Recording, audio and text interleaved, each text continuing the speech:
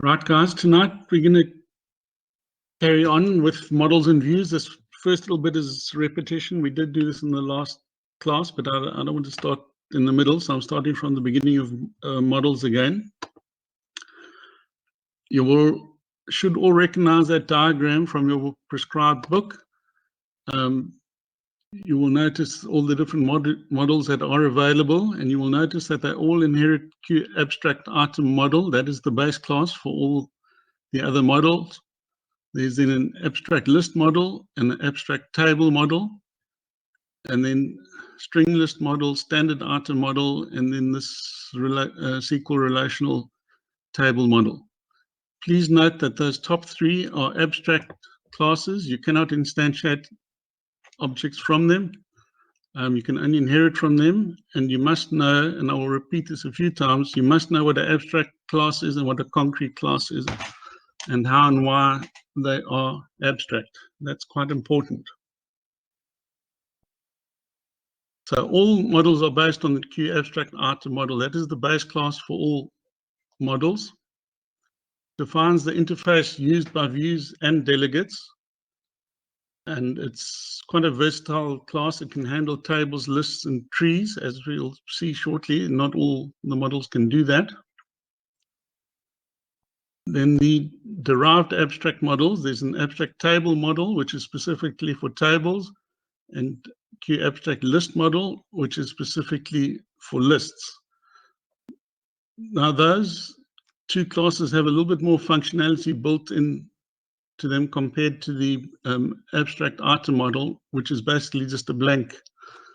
All the methods are pure virtual. In the abstract table model and abstract list model, some of the functionality is provided. So if you inherit from those, there's less work to do because there is some existing functionality built in. Then you will notice there are some ready-made models, namely the Q string list model, which is lists of strings. Then standard item model, which is a very general purpose one. It can handle lists, tables, and trees. And then there's a Q file system model, which is basically for the file and directory system. Now I'm going to repeat. You must know what an abstract class is, and you must know that you can't use it directly. You have to subclass it. And you must know the difference between an abstract class and a concrete class being one that you can instantiate objects. So that is a brief introduction to models. If you want to ask a question, please put your hand up. I would prefer these classes to be interactive than a monologue. And I will pause from time to time so I can read any messages in the chat, or we'll see if there's hands up. Excuse me. So I assume everyone is happy with that, so we'll move on. Okay, then looking at models, there's a couple of aspects you need to be familiar with when dealing with models. That's the question of indexes or indices and the roles of a model. The index is very important because that's how you access the data in the model. Every bit of data is represented by an index, and that is used by the views and delegates when they request the items of data. And a very important point, that index is temporary because it changes as you use the model. If you add data or you delete a row or something, that index changes. So if you do take an index, you must use it straight away. Don't take an index at the beginning of your application and try and use it later on, because the odds are it won't be the same anymore. You must get an index immediately before you want to use some data to make sure it's current. Then, in order to get an index, you use this index method, and that you require 3 bits of information in order to get that index. You need to know the row, the column, and the parent, and that's only in the case of trees. You have to link, get an index to a parent. That's because trees are more complicated in structure, have branches and sub-branches and so on. If you're working just with tables and lists, you only need to know the row and column. Then you use the QModel index constructor, which basically returns an invalid result, and the system then knows that you're dealing with a table or list as opposed to a tree. So the index method is what you use to retrieve an index from the model.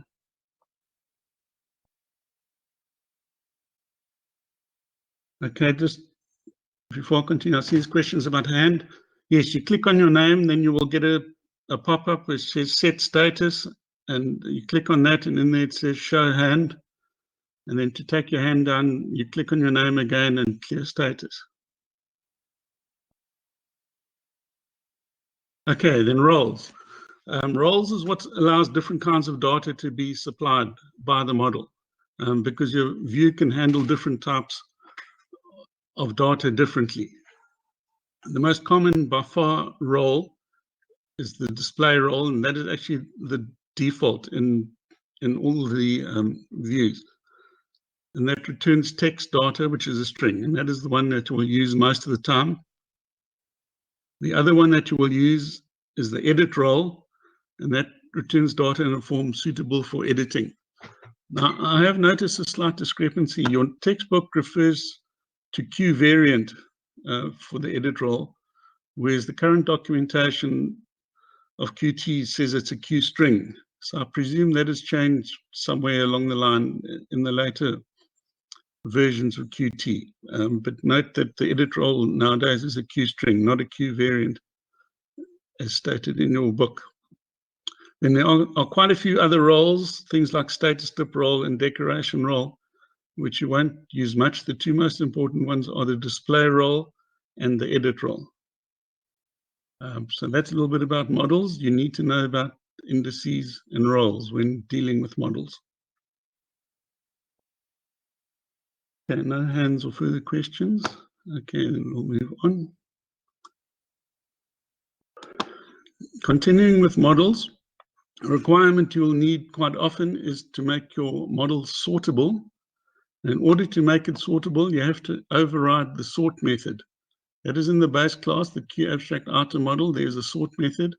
So if you want to implement sorting, you need to override that or implement it to provide a sorting capability. Then if you want interactive sorting, in other words, if you click on the header in a table and you want all the data in the table to sort itself either forwards or backwards, for example, there's a sort indicator change signal, which is in the Q header view class, and you need to send it to the sort by column slot of your view. So that is how you implement interactive sorting. You need to connect the signal in the slot. And I emphasize that's for table views or tree views. For list views, for some reason, which quite honestly I'm not actually clear on, because I thought lists were the simplest data item to work with, you need to use a proxy model, which is something else. So if you're interested in that, look it up in the QT documentation. I don't think it's something you really use often. But anyway, sorting is something you need to know about your models. You will, on occasion, have to sort the item in your tables and lists and so on. No further questions at that stage. I can't see any hands. Okay, then moving on, just to confirm the methods that need to be overridden or implemented for your concrete classes. If you inherit from QAbstractItem model, which is the lowest ranked base class, you need to implement index and parent, which are two of the methods in there, as well as all these other methods which we'll get to. However, if you start with a QAbstract table model, which is one stage, I don't even know if it's up or down, one stage removed from the AbstractItem model, that index and parent methods are already implemented. So if you start with the abstract table model, you only have to then implement or override the row count, column count, and data methods. And we'll have a brief look at what those do shortly. Then in order to make your model editable, in other words, if you click on a cell in a table and you want to change the data, you have to implement the set data method. and the flags method. We'll look at that again. And if you look in the solution to exercise 3, you will see examples of how these are done, and hopefully we can look at that later on. And then this term, the well-behaved model, that is a term that is used in the QT documentation. And to have a well-behaved model, you need to use the header data and set header data methods. That puts a heading on your tables on top of the columns. There is also a way you can do it vertically and put some text vertically on the sides of your models, but I mean of your view, but that you don't use that very often. Mainly you would use this for column headings. So that's a well-behaved model. You basically put headings on top of the columns. So that is an idea of the methods that you need to override or implement in order to have a concrete class. In other words, one that you can instantiate an object of. And we'll look at these a little bit more closely now. Are there no questions or discussion at this stage? I'm wondering if I'm talking to myself. Okay, having a look at some of these methods a bit more closely. The index method, which, as I said, is in QAbstract item model. It returns an index of the item in the model, and it's specified by the row and the column. And in the case of a tree, also its parent. But you need to basically know the row and column to find the index of a piece of data. And the parent method returns the parent of the model item with the index that you give it, and it returns invalid if there's none. In other words, if you're working with a list or a table, because only trees that have parents. Yes, I see a comment from Shangwe. Subject is a bit complicated. Yes, there's a reason it's called advanced programming. But if you work diligently at it and do all your exercises and do all your assignments, it won't be complicated anymore because then you'll understand what's going on. Right, then looking next at row count and column count. These are ones that you need to implement from QAbstract table model. The names are fairly obvious, I think. Row count returns the number of rows of data in the model, and the column count returns the number of fields per record, which is essentially the column count. And then the data method is used to fetch data from the model to display in the view, and the type of data returned depends on its role. As we said, most of the time you'll use the display role, which just returns data to be displayed in your view. This will become a lot clearer when you look at the solution to exercise 3, because you'll see these actually being implemented, and it's much easier to follow if you see an actual example rather than just talking about it. And saying that, I want to encourage all of you, for this module, you do need to get behind the keyboard and type in code. You need to actually use these methods and type in code. That is how you will get to understand and know what they do. Just reading things like this and sort of remembering what they're supposed to do won't get you very far. You need to be able to actually apply it and use them. So get behind the keyboard and type in code. Right, then for an editable model, the methods you have to implement is set data. That sends updated data to a model when a view is edited. And remember, this only applies if you've made your model editable. Otherwise, you won't be able to access a cell in the table, and that method won't be used. So if you have made your view or your model editable, and you click on a cell and type in it, and when you click enter or tab, that set data method will be called, and it will send that data to the model. And then the flags method returns, and say for this you need to look at the example, but it returns the item flags for a given index. In other words, it retrieves information on whether it is editable or whether it's selectable and a few other things. So that flags is actually basically an internal method. You don't actually call it yourself. It gets called by the system, but you do need to implement it so that it knows what to return. And then, as I said, for a well-behaved model, you need to implement the headers in your tables. The header data returns the data for the columns, and the set header data can be used to set the header data. That's just to give your views a nice touch where you've got proper headings to your columns. It's more cosmetic than anything. It doesn't really affect the functionality of the view. Okay, I'm going to stop talking for a moment. I'm just reading the queries. I haven't gone away.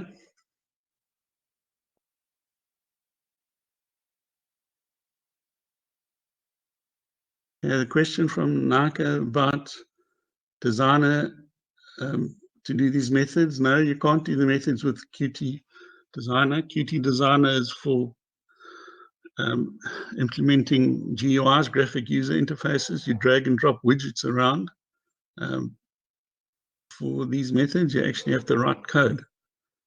And I would strongly advise you to use Qt Designer as little as possible. Rather, write the code yourself. You will learn that much more about it. You don't learn much just by dragging and dropping widgets around. But anyway, that's your choice. You are allowed to use Qt Designer for your assignments, but it's only for doing the GUI. It's not for the actual programming.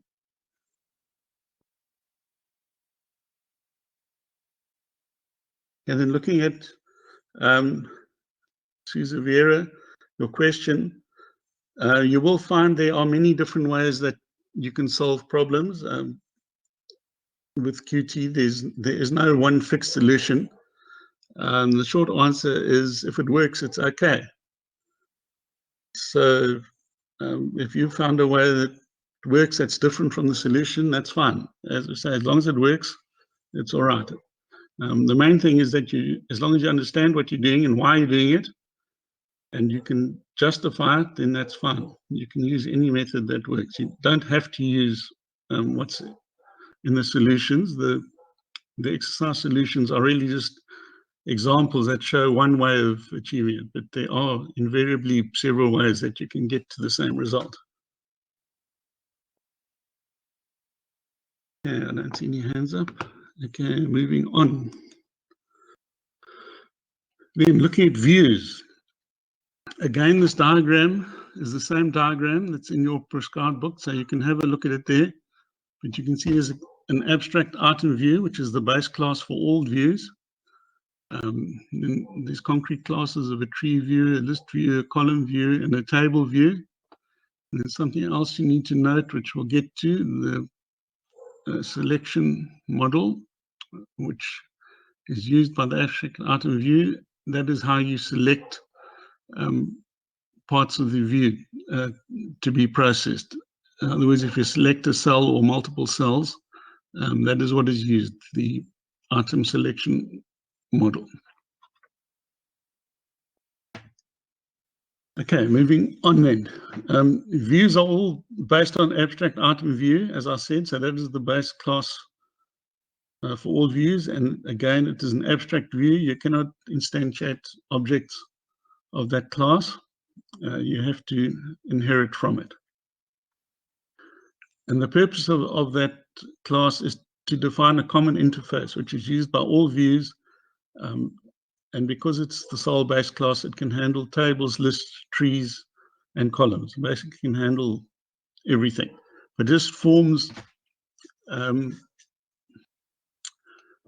should I say, a standard sort of template for all the views. So they all use the same methods, and they have similar kind of functionality, which they then each use in a different way. But so there is a similar base to all the different views. Now, if they all use different kinds of methods, it would make this whole thing very complicated. So there's basically a standard set of methods which are included in all the views, and those all come from the abstract base class. Okay, then there are, as I've already mentioned, a number of ready-made views which you can use directly. The list view, which obviously displays lists of items, table view, which displays the data from the model in a table, then a tree displays a tree representation. And remember, a tree is more complicated than others because it has branches and then branches off the branches and branches off that, so it can get quite complex. Then this column view is quite an interesting one. It's not quite as the name suggests. It doesn't actually display a single column. It, in fact, displays a cascading list of columns. It's actually based on a tree. It's the kind of thing which you might have seen on websites, for example. If you click on a country, another list will open next to it showing a list of all the provinces or states. And if you click on a state, it'll show a list of all the main towns. If you click on a town, that'll show a list of suburbs or so on. That is what Q column view implements, that kind of functionality. So it's a very interesting view. It's very powerful. So it's probably worth having a look at. You probably won't get too much of that in this course, quite honestly, because it's probably a bit too complicated to use in an exam and that, and there's no questions in the assignments about it. But if you're interested, have a good look at that because it's quite powerful. Then an aspect of views is headers. The header information accesses the same model as the view that contains them. So there's no separate data source for the headers. And there is a header view class, and that is what's used to display the headers in table views and tree views and so on. And you use the method that we mentioned previously, the header data method, which is in the abstract item model class.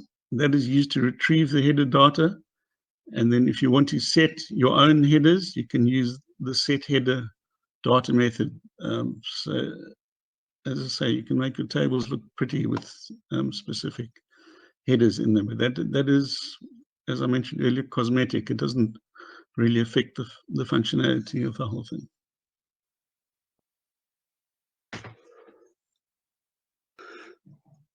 Okay, no further questions, so we'll move on. Okay, views. An important aspect of views is selection. There is a Q item selection class, but one thing you will note is that the views, the concrete views, actually have default selection built in. So you won't really need to use this to define selection models and so on.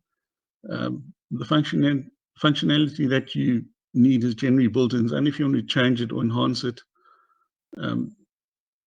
that you really need to look at this. One thing that this selection model is useful for is if you have multiple views. Say you have a, shall I say, a big view that have got three other views composed into it. If you do selection on the one of them, the other two won't show that same selection, which would be a bit inconsistent. So if you set the same selection model to all three views which are visible, and you do a selection in one of them, that same selection will appear in the other two. So it's really useful for consistency if you're using multiple views. And in order to, if you want to retrieve what has actually been selected, for say a user clicks on a cell or does a bit of a drag and selects 3 or 4 cells, the selected indexes method of the Q selection model, it returns a Q model index list. So you can basically get a list of which cells have been selected in the view so that you can do processing on them. But that is the method you would need to use, selected indices, if you're using selection and you wanted to get data about what has been selected in your view. And then we've already mentioned multiple views. It's very easy to use multiple views. You just set the same model for each of those views. So you can set 3, 4, 5 views onto the same model just by calling the set model method of each view. So multiple views is actually very easy to implement. It takes one line of code, basically. No questions? Seems like models and views is very easy.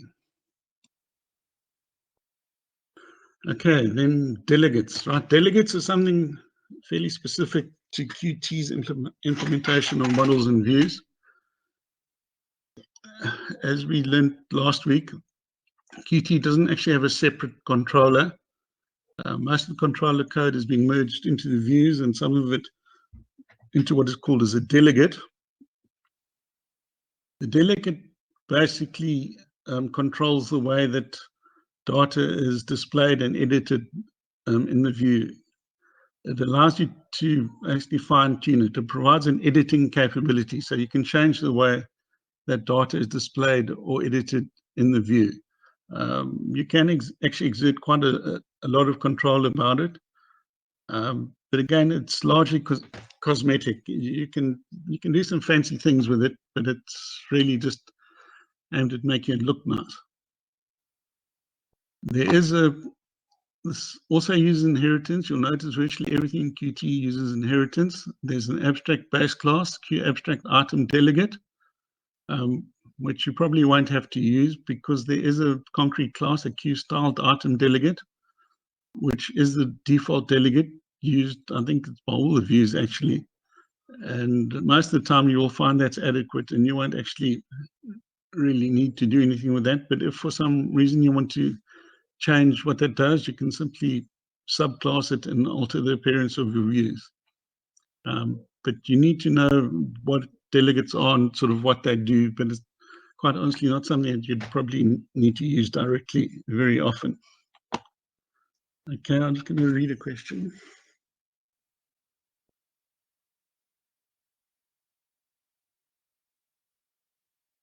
Okay.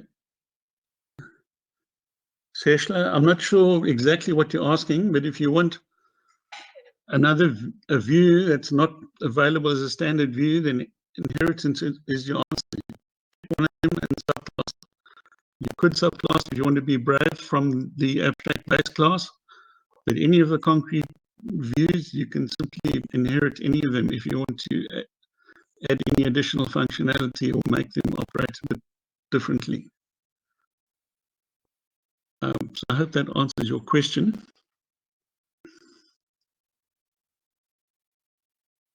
There's a couple more questions coming.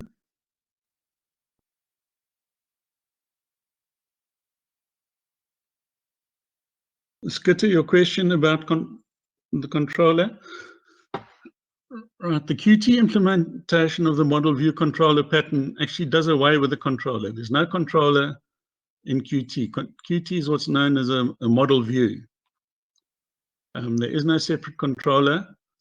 Most of the controller functionality has been built into the views, and some of it has been moved into what Qt refers to as a delegate. And the delegate basically handles the editing capabilities on views. The delegate is a sort of intermediary between the model and view, but it has much less functionality than the original controllers of the original MVC. So delegates are not implemented in the model of views. They are an independent class all of their own, and they're intermediate between the model and the view.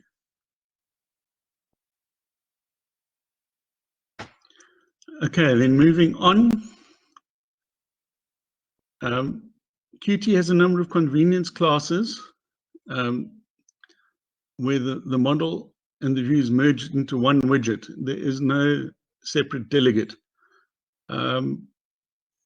This basically breaks the whole MVC pattern because Qt did away with the controller to become a model view setup, and now these convenience classes just merge everything together into one widget. So it's actually really broken the whole model view thing. Although, as I understand it, the code for the model and the view is actually kept quite separate within the class. So in a sense, there is still a separate model and view, but it's all merged into one class. From the outside, there is no separate model and view. These convenience classes, they are self-contained. They're not intended to be subclassed. It's really a take it or leave it, use it as they are. And you will notice from the diagram, which is in your prescribed book, that each of them, the list widget inherits the list view, the table widget inherits the table view, and so on. So they derive directly from the concrete classes. So that's actually quite straightforward.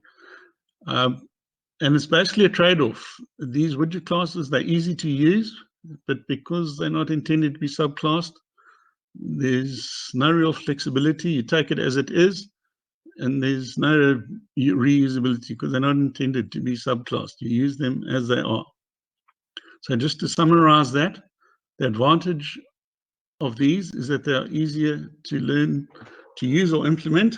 And you need to note this has come up in exams before. You need to know what the advantages and disadvantages of these convenience classes are. The main advantage is simplicity. They're just easy to use. They come ready for use and you just use them. The disadvantage is there's no code reuse and you can't subclass them or inherit from them. There's no flexibility. It's difficult, I'd actually say probably impossible, to use multiple views on the same set of data simply because the model is encapsulated into the class, so you can't really access it properly. Again, there's a strong dependency between the user interface and the data, that's the model in the view. In other words, they're closely coupled, in fact, so much so that you can't actually separate them. They are linked, and that's it. So as I said before, this is a take it or leave it approach. If you want simplicity, you use the widget convenience classes. If you want to do something more fancy, use the concrete classes that have separate models and views. But you do need to know about these, and you do need to know the advantages and disadvantages of them. Now we'll look at some brief code about how to implement. Okay, this is a small example using a queue list view. You will notice declared a string list and then populated it with some data. Then instantiated a queue string list model, passed it the string list that we populated as an argument. And notice here we're using a pointer to the base class. You then instantiate the view, simple one line of code.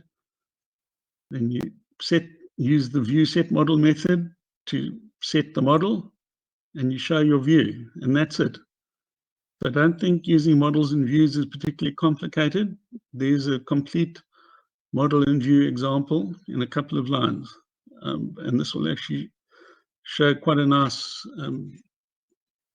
list view with all those items listed. So it's not very difficult to implement these models and views. It's only if you want to do a lot of subclassing and get specific functionality out of them, which you do have to know how to do, that they get a bit complicated. And looking at the last one, the list widget, it's very similar. You'll see there's a couple of lines of code less. Same, we've got our string list. Then we instantiate our list widget, and then we just add items to it, the list, and then show it. And that's it. Basically 3 lines of code to produce a list widget. And again, it actually produces a similar display to the queue list view. But it's just simpler and easier because there's no separate model required. So that's all very easy. Are there any questions at this stage? Okay, I'm now going to try something different. So just bear with me. And no, wait, I'm not going to do that yet. I've got something else to do.